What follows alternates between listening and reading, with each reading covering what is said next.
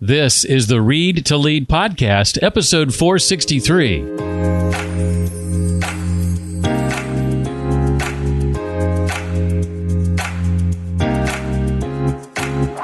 Like, why is it that everyone has access to the same content, the same TED Talks, the same podcasts, but in any org, a majority of them are trying to figure it out, and some of them are thriving and they have the same access? And that's because they consume that content as learners versus knowers. Hello and welcome. I'm Jeff Brown. This is the Read to Lead podcast. It's the podcast that's dedicated to your personal and professional growth, where I believe that if you want to achieve true success in your business and in your life, then intentional and consistent reading is a must. We often visit with a successful and inspiring author to talk about their latest book and their unique insights on a variety of different topics. Today, it's an author times two. We'll be sitting down with Colin, Coggins, and Garrett Brown. They've co-written a book called The Unsold Mindset, Redefining What It Means to Sell. And they say the world's greatest sellers are the opposite of who you think they are. I'll be asking Colin and Garrett to share about why they say the worst fault in selling is to be disingenuous, how to deal with setbacks, and why you have to be a learner to have an unsold mindset, how to create moments of transformation, not just transactional experiences, and much, much more. Hey, if you're not yet a member of the Read to Lead community, I want to give you some extra incentive for joining. There, of course, are the weekly book summaries that arrive about every Sunday that you can take advantage of. Every once in a while, I host an Ask Me Anything inside the community. In fact, I'm doing that this coming Thursday in just a couple of days. That's Thursday, February 23rd, 2023. And the theme for this Ask Me Anything is artificial intelligence. We'll talk about AI as it relates to things like image generation, copywriting, presentations, video, and a lot more. Ways to leverage tools like ChatGPT, the ethical implications of AI going forward, whether or not AI is going to steal your job, and much, much more. It's free to attend. You just need to be a member of the Read to Lead community. Right now, that's free. You'll get access to those book summaries right away. There are over a dozen across 7 different categories currently, and you can attend this Thursday's Ask Me Anything, the AI edition. To find out more about all that, just go to jeffbrown.me. That's Jeff Brown, JEFFBROWN.me. Colin, Coggins, and Garrett Brown are longtime sales leaders, practitioners, teachers, and best friends. They met at software startup Bidium, which they helped lead to an acquisition by Google. They teach the popular course they created, Sales Mindset for Entrepreneurs, at the University of Southern California's Marshall School of Business. They're also investors, corporate advisors, and co-founders of Agency 18, a firm that helps mission-driven companies adopt the unsold mindset. We'll talk more about that in a moment. Sought after as keynote speakers and guest lecturers, they love connecting with audiences from diverse industries, professions, and backgrounds, and showing them that it's possible to successfully sell without being someone you're not. Their new book is called The Unsold Mindset, Redefining What It Means to Sell. Well, I'm excited to have both of you here. Colin, I'll start with you. Welcome officially to the Read to Lead podcast, my friend. Thank you. I appreciate it. I'm excited to be here. And likewise, Garrett, welcome to the show. Thank you. Well, to begin with, Colin, I'll start with you. I think I want folks to understand what is meant by the unsold in this context. Who are specifically the unsold when you make that reference? Garrett and I started this journey by admitting to each other at some point this realization that we came to, that the greatest salespeople on the planet were the opposite of who most people thought they were. And they didn't always have sales in their title. You know, they weren't gregarious. They weren't extroverted. They weren't hyper self-confident.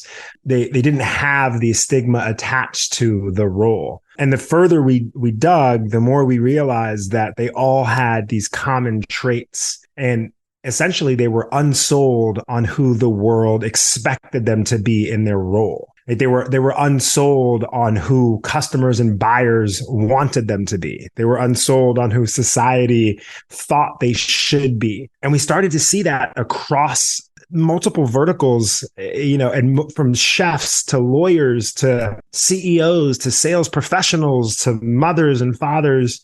They all thought the same way, and they just gave themselves permission to be the antithesis of who people expected them to be in whatever their role was.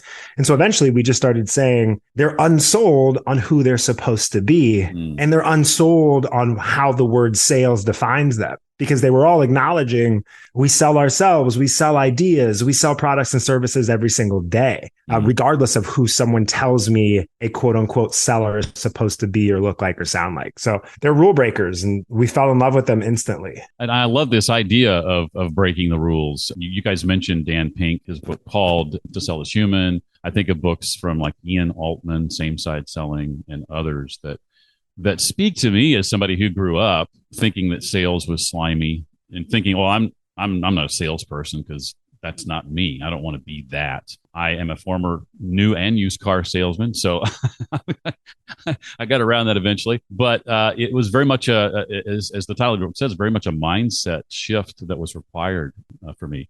Ogilvy said, what was it? The worst fault in selling is to be boring. You guys say it's to be disingenuous, right? We don't like it when others are fake with us. But we also don't like being the fake, right, Garrett? That's exactly it. When anybody finds themselves in a situation, whether it's, as Colin said, whether you're selling yourself in a job interview, whether you're selling to your boss or to your spouse on where to go to dinner, or whether you're selling a product or service, sometimes when we get in these selling situations, we think that we have to act a way and that we have to be what a good salesperson is. And that's just not the case. As Colin and I dug into all of these great sellers, and I'm going to call them sellers and not salespeople, because like Colin said, they do not, most of them don't even have sales in their title. Right. But what they all have in common is that they just give themselves permission to not do what's expected of them and to be authentic and to be, if they don't think something's funny, they're not going to laugh at it. They're not going to give that fake laugh that you imagine a salesperson is going to give. And, if they don't think that their product's going to help somebody, they're not going to go and try to push it and quote unquote sell the unsellable. They're going to look for people who they can help. They're going to go try to solve those challenges for them. And they're going to do it in a way that works for them. We always tell our students and the companies that we work with and the audiences that we speak in front of that there is no one right way to do things. And all of these great sellers have figured that out. They realize that, and they do things in a way that's comfortable for them. And as we found in our research and in the science, customers pick up on that. Jeff, I wanted to add just additional context, because what Garrett's saying is so important. If you think about what makes the unsold who they are, you can't act authentic. So like what Garrett's talking about is like this hyper authenticity, right? This vulnerability. Someone in a company will look at the top seller and go, oh, I'm going to pretend to be them. I'm just going to do everything they do, and then I will be successful too. That's where people decide to start mirroring people. Like you'll see this really great salesperson lean in, and like naturally, because they're engaged, they will mirror. Not on purpose, right? But because they're actually that engaged. And then you'll find people in the org that'll go, oh, I'm going to start mirroring. You see, the thing is Garrett could tell you for an hour just about the science behind the schema and why we sense that inauthenticity immediately. But I think the core theme is that you can't act authentic, and therefore you can't portray or try to be this character of someone that is good, because they're just the best version of themselves. You can't be the best version of someone else's self because you're not being the realest version of yourself. That is so true. In a cohort that I lead centered around the art of note-taking, creating with the knowledge that you gain, putting what you learn into action, I talk about this concept of selective ignorance. In essence, it's about more signal, less noise. Similarly, you guys talk about intentional ignorance in the book. What does that mean in the context of selling, and what should we consider when deciding what to be intentionally ignorant about? Yeah, this is a great one, because it goes right back to what I was just talking about thinking that you have to act and be a certain way when you're selling. So the image of a great salesperson that we all have in our heads is this person who has all the answers.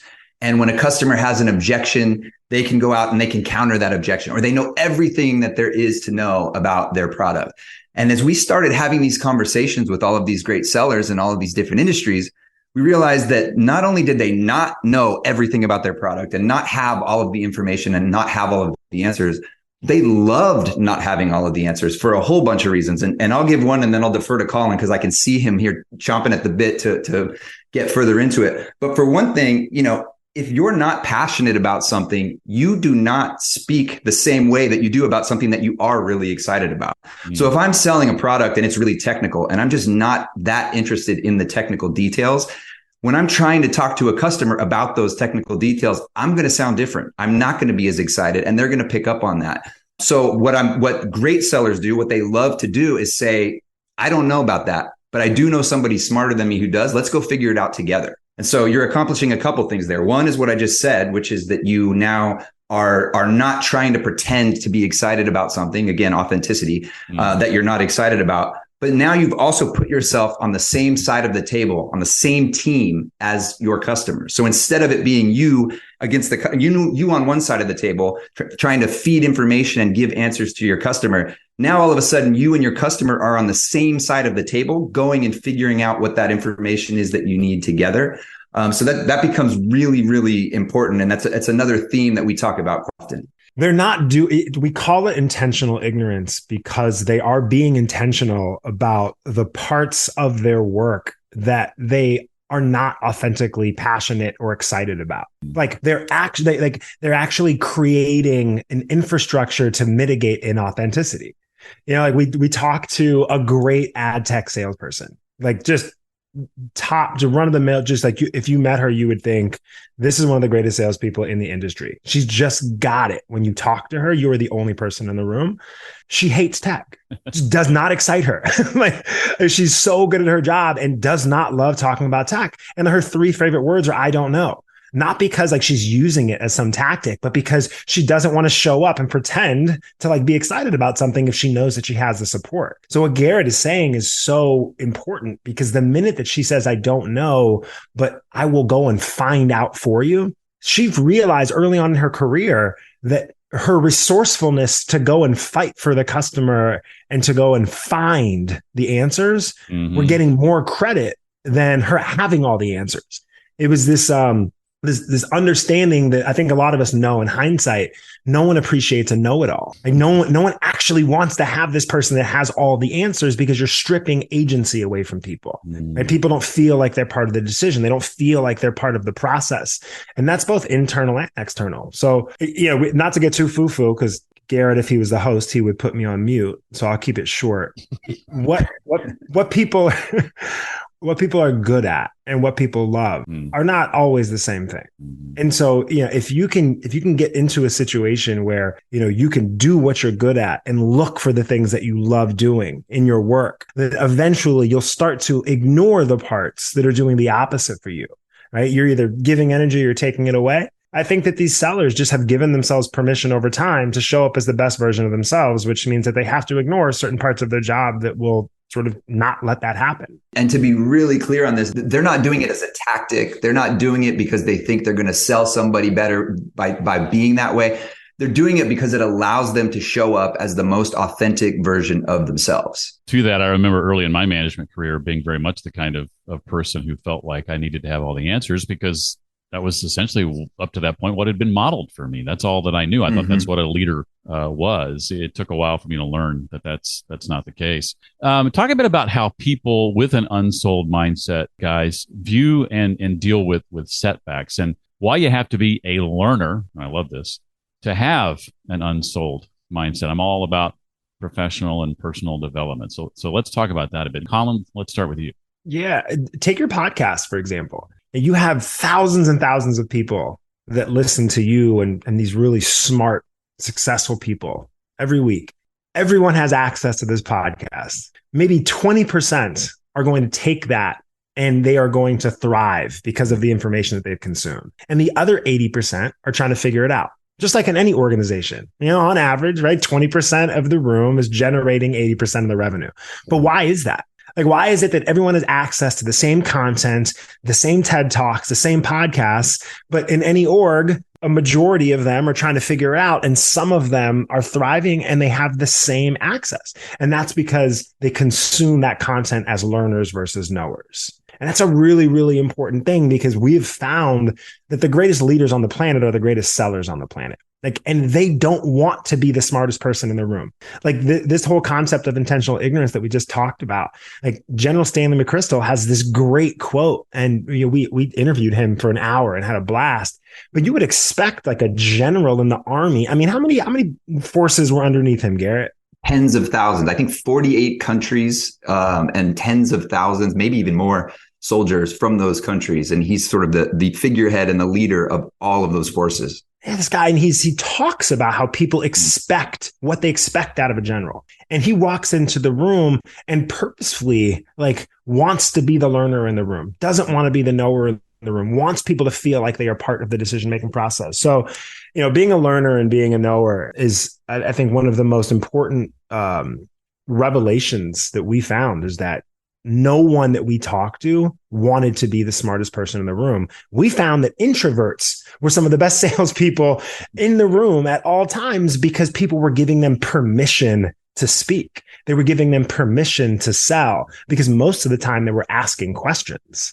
And if you're a real learner and you want to know things that other people don't, that's a key difference. It sounds really trivial, but learners ask questions they actually want to know the answers to. Everyone else asks questions they think they're supposed to ask. We all know what a leading question sounds like. We all know what a question sounds like when you're trying to act smart, but sit in front of someone that just genuinely wants to know something most people don't. There's a whole conversation there. There's a vibe there that it can't be replicated. There's something else when you're a learner, especially as a traditional salesperson. Traditional salespeople know, and Jeff, if you were selling cars, you're getting told no way more than you're getting told yes. Selling is a tough profession, whether it's in your job title or not. And so how do you, being in a profession where you're getting told no constantly, how do you turn that experience into not being where you're waiting for this sort of delayed gratification? I'm waiting for the next sale before I can actually be happy and before I can actually feel good about what I'm doing all day long. And by being a learner, all of these great sellers that we researched and that we spoke to, they were able to turn selling into a game of prolonged gratification. Because they weren't waiting for the sale. They would actually celebrate the lessons that they were learning along the way. So, yeah, I got hung up on, or yeah, that deal that I thought 100% was going to get across the finish line and make my quarter, it got pushed to next month, or it just fell through completely. How do you find any sort of positivity in that? And these people were really great at doing that, because they would find the lessons and they would grow and they would know, okay, I made that mistake this time. I'm not going to make it next time. And Colin and I talk a lot, people, especially our students, to laugh at us, because we're constantly saying, celebrate the process. And when we talk about celebrate the process, that's exactly what we mean. Celebrate the wins, of course. You got to step back and celebrate when you close that deal. But if you can also celebrate that you did get hung up on, but now you're not going to make that mistake again, that changes the game. Now we're in a game of prolonged gratification. Yeah, that's the tool belt. As a car salesman, you get it, right? We wish you 1,000 no's your first 1,000 days. If you're getting no's, you are doing your job. If you get the same no twice, you are not doing your job. The best thing for everybody is to get a no, but immediately after, you got to ask the most important question, which is, what could I have done differently? And that's those conversations you have with yourself are more important than the conversations you have with other people. You ask that question, you get the right answers. You turn around and you pray that someone gives you that same objection the next day, right? Because you already got that tool belt. And some of what you're talking about, correct me if I'm wrong, kind of bleeds over into another chapter where you talk about being pathologically optimistic. What might be the advantages to that level of optimism that may not be immediately apparent, let's say? The problem with pathological optimism, why Garrett and I laugh so hard about it, is because the origination of that term from my wife was not a compliment. Right. You know what I mean? But if you think about all the conversations that we're having right now, the underlying theme here is we're talking about this talent, this muscle to look for the good and find it. Just like some people are really good at looking for the bad and finding it. The brain is so malleable, and that's what's so interesting, is that it will find whatever it is that it's looking for. From an emotional perspective, the thing about learned optimism is that it's very easy to understand. If for some reason you think that you will succeed, you will then continue to try because you assume at some point you will, and then eventually it's a self-fulfilling prophecy. You prove yourself right. And so when you see these salespeople, resilience isn't something that they're necessarily trained on, right? Self-awareness isn't something that they're necessarily trained on. But over time, what you see is that the people that think that at some point what they're doing is going to be fruitful, it actually yields those benefits. Like Jordan Gretzky, you hear these quotes. It's like you miss, all the shots that you don't take. And by the way, we wanted these successful people to tell us that they were realists, that they were pessimists. But all of them were like, especially the most logical, data-driven ones were like, I don't know how you could survive in this game if you didn't think that what you were doing meant something. So from an emotional perspective, there's just a lot that goes into which I think we'll get to later, which is the purpose that is attached to what you're doing, which gives yourself permission to be optimistic because you're not viewing setbacks as finish lines, right? You're viewing them as mile markers on a really long journey when you're naive enough to expect, good things at the end of the rainbow. Garrett, tie me down with some more logical justification. No, I mean, that's as good as it gets right there. The only thing I'll say is that toxic positivity gets a lot of press these days, and for good reason. There's a lot, you don't just, somebody has a really bad day. You can't just go up to them and say, smile, it's going to be better. And that's not what Colin and I are talking about here. We're talking about, as he said, flexing those muscles and conditioning yourself to look for the good in things when maybe it doesn't seem like it's there. And we talk about mindset a lot, and there's a reason that we talk about that. You can learn all the X's and O's and blocking and tackling of selling. But if we genuinely believe, and we think we've proven that if your mindset isn't right, you're still going to be in that 80% that Colin was talking about, where you're just trying to figure it out. And so these people, they optimistically believe that every person that they're going to try to quote unquote sell something to is going to be a customer, because they know that when they speak to a customer, it's going to be very different than if they speak to the 57th name on a list of 100 names that they need to talk to that day. You're not going to be mad at somebody who puts food on your table and helps pay your kids' tuition. And you're going to love that person. You're going to have a wonderful time talking to that person. And so they get into that mindset. Now, there's certainly bad days, and there's certainly things that happen, and they're challenging, and that's the fun of life. But in general, they default back to that sort of optimism and looking for the good in every situation. And fast forward from there, just to really prove this point of learned optimism. At some point, you understand that it works. You understand that you will be successful if you continue down your path. That sort of reaffirmation, like after a bunch of times, you start looking for obstacles. Like you turn into the person that's searching for friction, that's searching for problems to solve, that understands finally you can't have a breakthrough if there's like not something to break through. So, you go from like in the beginning of your career, you're like avoiding objections and like, you're avoiding friction to like when you become a hitter and you realize like you've never done anything impactful or meaningful in your entire life if you didn't solve that problem that someone had or that you had. And now you're the person that's searching for problems to solve. And then learned optimism really becomes this interesting thing that I think Martin Seligman did just a fascinating job of articulating why it is that it works. Because it's not foo-foo. It's not law of attraction. Not to say that we don't believe in law of attraction, but that's not what this conversation is about. Like this is about like, you will find goals in the most mundane of places if you're looking. But you have to look for it. I love that. Both Colin and Garrett say that we need to embrace love in this process. I'm putting that in air quotes. And I particularly enjoyed the cable tech support story. And yes, that's an open loop for you that buying the book will help you close. So there you go. Put that away for future use.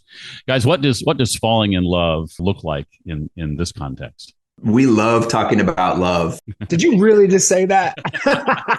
Yeah, as I was saying it, I kind of thought, maybe we'll edit that out, but maybe we won't. I don't know. Do not edit that out. I'll tell you what I mean by it, and then we can decide if we want to edit it out. But people have a real reaction to the word love. Like there is a stigma one way or the other around the word love. And when we talk about it in the context of business and growth, the first instinct that people have is, oh, this is cheesy. I don't want to hear about this. What are these guys talking about? But when we talk about love in our book and in our conversations with audiences that we speak in front of, we are actually talking about real love, because we know that, and it ties very much back to what we were just talking about before, about not being mad at somebody who's going to buy from you. You act differently when you are in love with someone, or at least in love with the idea of someone.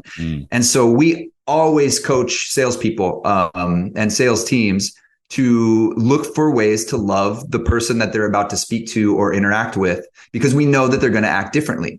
When a person that you genuinely care about or that you're genuinely interested in says something, you're going to listen better. You're going to laugh maybe at things that other people don't find are funny, but you're going to find them funny because of the way that you feel about them. And so all of these great sellers, and even in the interviews, as we interviewed some of these amazing people for the book, we recorded these during COVID. And so we had these recordings, and sometimes we would just literally be like, we loved that person. That was amazing. Why was that? What was it about them?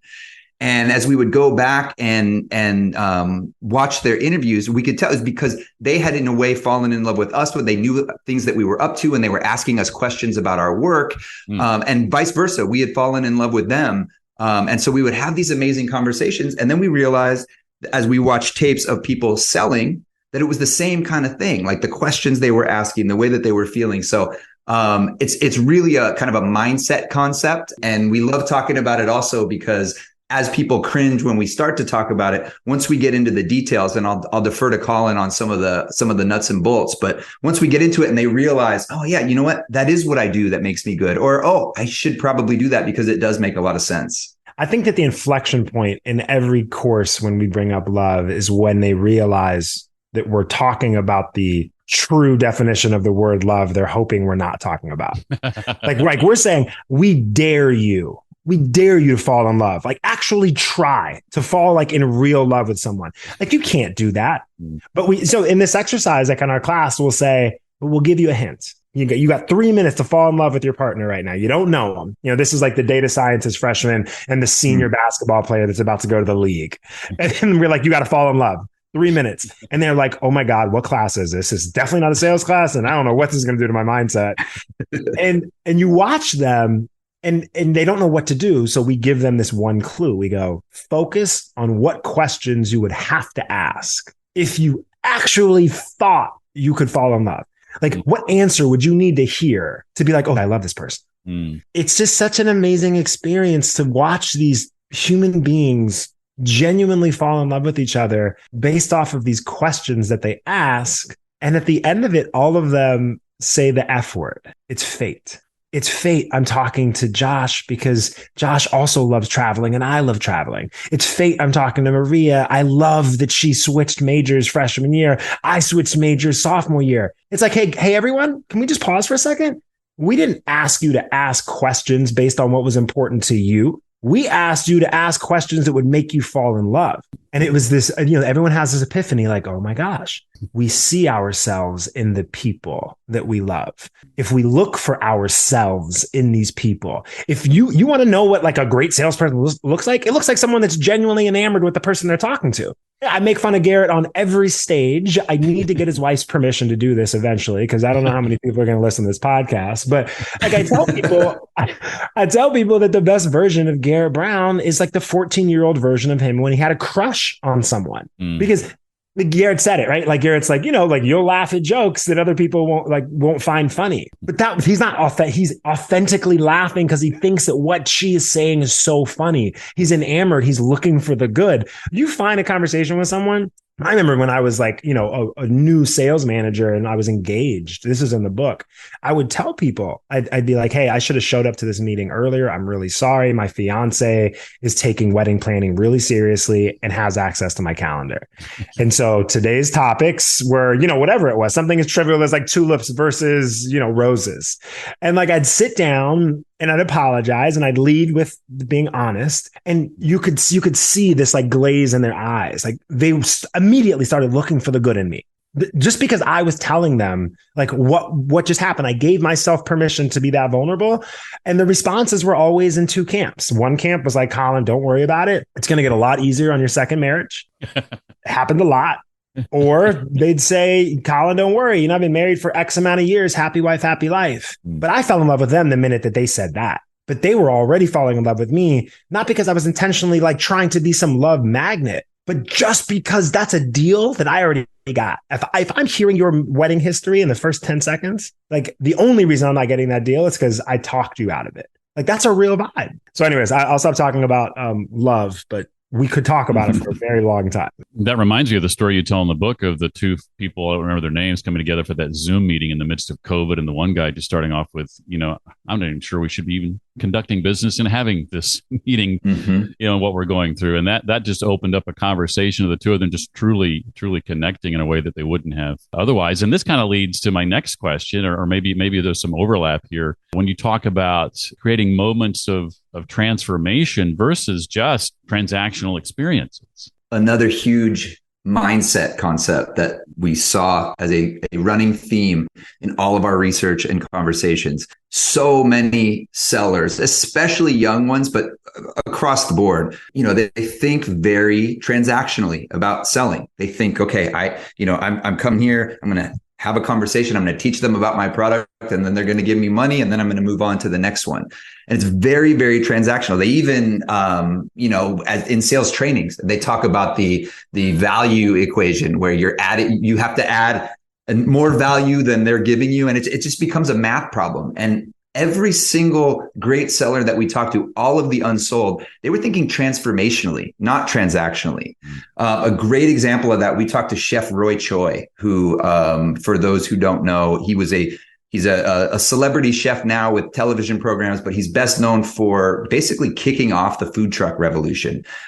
We think food trucks are everywhere now, but back, maybe 15, 20 years ago, that was not a thing. And he had this idea to bring high-end street food to around the city in trucks. This idea was in itself was sort of transformational, but he wasn't thinking about, okay, I'm going to start this truck and I'm going to go get customers and I'm going to sell them food. He was actually trying to transform an industry and change the way that people dine. So he wasn't just selling customers on, you don't have to go to a brick and mortar restaurant, follow me on Twitter, and then come out to the street where you know that I am so that you can buy a taco.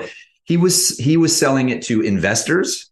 Hey, everybody, invest in this because it's going to work, even though it's not their traditional business model. And he was even selling it to competitive chefs because he knew that if he could get other trucks on the street with different types of cuisines, it could actually change that industry. So that's a really big example of like someone thinking transformationally about an industry. But even the more traditional sellers that we talk to, they would think, how can I transform my customer's life or their business? How can I make this experience something that's different than just, I give you information and a product and you give me money back? Adding value is completely different than being valuable. You see it all the time, right? If you want to add value, you have a job and you get paid for that and you're supposed to. But like being valuable is making everyone around you better. Like that's a key difference. We interviewed Jeff Aroff. He was a old head of creative at Warner Brothers and SVP and head of Virgin Records. I mean, he was amazing. But what we were fascinated by was that he started Rock the Vote. He sold an entire MTV generation on being unplugged. And then he went and sold the entire generation on being plugged back in. And then he had to sell all of the record companies on donating money. And by the way, they didn't all have the same political views. Into like one single repository. And the whole thing is just so interesting because none of these people that we're talking to look at it this way. They don't go, I'm valuable. I'm not going to add value. I'm being valuable. They go to where they authentically are the most interested in being, right? They want to change the landscape. They don't just want to change via transaction. So being valuable is something that we started looking for in people. When you guys ask people to name like the top characteristics of a great salesperson, as I recall, creativity, like this wasn't on the list. Why do you think that is? And what are some special ways you've seen creativity utilized in the sales process? I know we got our favorite. We have a collection of these. Okay. From every consulting gig to every team we ever worked with, to all of our students. I mean, listen, the pizza bet is in the book, and that's a really interesting one. But I just want to, before we talk about the pizza bet, remember what Garrett said, which is these people aren't using tactics. They have given themselves permission to think differently. And the left side of the equal sign like allows whatever's coming out on the right side of the equal sign to think and look like it's fascinating and amazing. But really, it was the thought process behind, hey, this person is not responding to my email. So I'm going to make it worth their while because I'm aware. Socially, I'm aware that I am not the center of their universe. Right. So like, what do I do? And a great creative email was, subject line wager or something like that. And it was basically like, look, I know you're busy. You're also in San Francisco, the Rams are playing the 49ers this weekend. If the Niners win, I will send a large pizza of your choice to the office and I'll never reach out to you again. But, if the Rams win, then you take my call. It'll only be 20 minutes. And if you never want to talk again, I promise I will never reach out to you again. And we had Garrett and I had this pizza bet, bank accounts. We wanted everyone to know that pizza was going to be free. You could do it. And no one wanted it. Everyone would respond so kindly. They'd be like, I love this approach. Thank you for being patient with me. I've just been busy. You don't have to send the pizza. Talk to my assistant. The creativity was appreciated more than being a good salesperson, right? When we say that the greatest salespeople are the opposite of who you think they are, you don't think about creativity when you think about a great salesperson. But that is the disconnect between who we think customers want us to be and who we actually are. We want you to be creative. We want to be wowed. We want to feel like you actually care about us. I'll stop there because that's a tangent face that Garrett's making right now. Not a tangent face. It's actually, I was trying to think of, where we can add to this. And I think that like you said, Jeff, when we think about the traits of a salesperson, we don't think about creativity, but I think it ties back to the authenticity that we started talking about in this conversation. Because we all have creative pursuits that we do one way or the other. Nobody is completely non-creative, right? But we might not always bring it to work. And all of these people were figuring out how to incorporate it into their day. And not only does that work for making them come across differently to their customers, but it also just makes selling more fun. They're not burning out as quickly because they're able to incorporate their authentic interests and external pursuits into what they're doing all day long. I think that goes back, Garrett, to what we were talking about, that what you're good at and what you love doing aren't always the same thing. But if you can start to look for pockets that you love in areas where you're good at, a lot of times what that ends up looking like is creativity. That's the magic. Yeah. We talked earlier about intentionality with regard to ignorance. What's your advice for applying intentionality or intentional thinking to goal setting? Oh, I'll talk about a story about a psychic and then I'll pass it to Garrett. My best friend, Kevin, believes in psychics, and he was on the Venice Beach Boardwalk. This is in the book, so I'll cut to the chase. A psychic said, hey, I know you're not going to believe me that I can read your fortune, so I'll do it for free. And if I'm right, come back and pay me for the next one. If I'm wrong, then you don't lose anything. Kevin was like, great. What's my fortune? And the psychic was like, 3 great things are going to happen to you today. Kevin runs off, calls me, tells me this. He's so excited. An hour later, he calls me. Dog, I'm at Chipotle. You'll never guess what happened. Right. And it was like someone gave him someone forgot to charge him for the extra guac.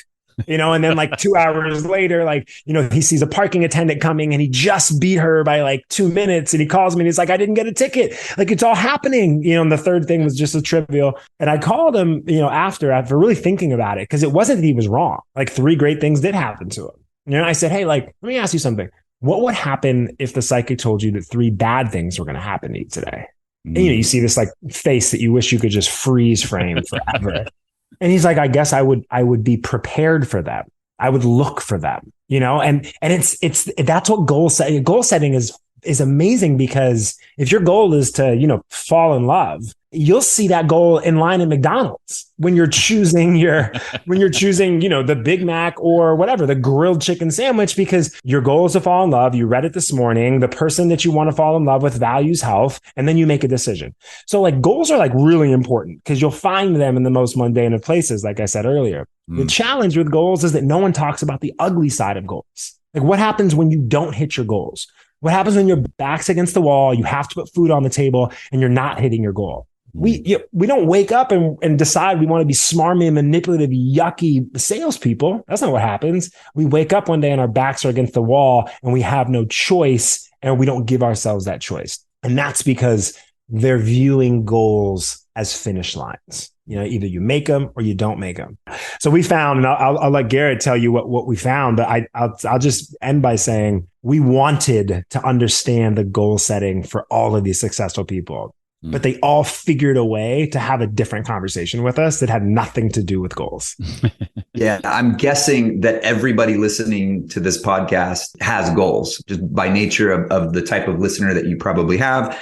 And salespeople definitely have goals. And usually they don't even set some of those goals, right? They've got quotas that are handed to them by management or by the company. And so everybody's got these goals. Why are some people hitting them and some people not? And so the discovery that Colin is sort of foreshadowing in his story is that these amazing sellers, they didn't just set goals, they tied those goals to their purpose. They had actually taken the time to think through, define, and articulate a purpose, a reason why they are doing the things that they are doing. And so instead of just setting a goal and maybe I hit it and maybe I don't, and by the way, if I'm close to not hitting it, something like Colin said is going to happen where I'm going to start to turn into the seller that I don't want to be, that my customer doesn't want me to be. Instead, if I'm looking ahead to what is this goal driving me towards, what is the purpose that it's driving me towards, then all of a sudden the goal becomes a mile marker and it's not a finish line, and you don't have that desperate act that some people start to take when they're not going to hit that goal. And so we talk a lot in the book and a lot with the audiences that we speak in front of about purpose and about making sure that you're articulating your purpose. We would see it in the interviews that we had. We were talking to the CMO of Atlassian, huge tech company, global tech company. And, we asked him some questions, and within, I think it was 37 seconds into the interview, he is beautifully articulating this purpose that he had clearly spent some time thinking about and talking about why it is so important to him in his career, how it defines his decisions, the problems that he works on, the people that he works with. And we hadn't asked him what his purpose was. He just led with that. And he wasn't the only one that we talked to that did that. And so the lesson out of this for people listening is you probably have your goals.